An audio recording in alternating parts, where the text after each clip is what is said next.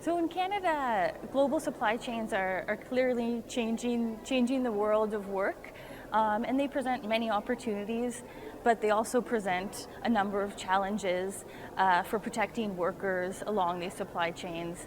Challenges both for protecting workers in Canada, but also for ensuring that Canadian companies who are operating overseas are respecting human rights and labor rights.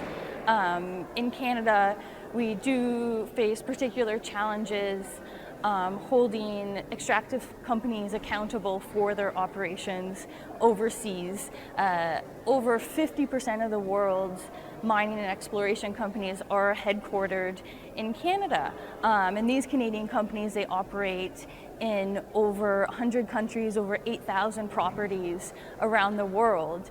And unfortunately, the companies can be associated with human rights abuses, labor rights abuses, and so it's important that they're held accountable, that workers around the world can seek remedy, can seek compensation, and Canadian companies are held accountable for these abuses. In Canada, some of the challenges are protecting migrant workers who are working along the global supply chains. So there are over 300,000 migrant workers in Canada, and between 20 and 500,000 undocumented people, and they do face some of the worst forms of abuse, forced overtime, low wages, the withholding of passports. So it's important that we ensure that they are guaranteed the same labor protections as Canadians, and with the same treatment.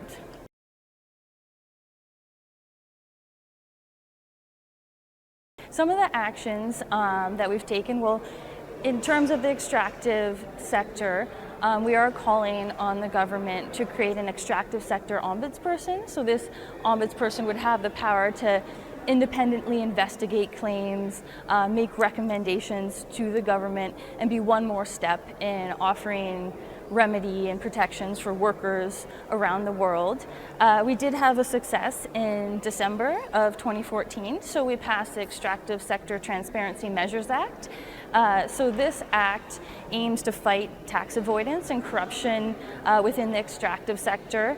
And the aim is not only to fight this tax avoidance, this corruption, but to empower unions, CSOs around the world to be able to advocate that the revenues of these payments are reinvested into communities, into labor administration, for example.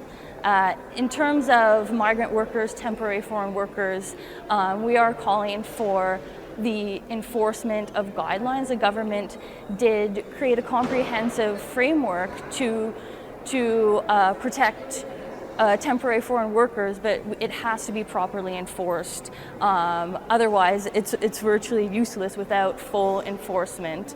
And we're also calling for permanent pathways to citizenship for these workers if they wish.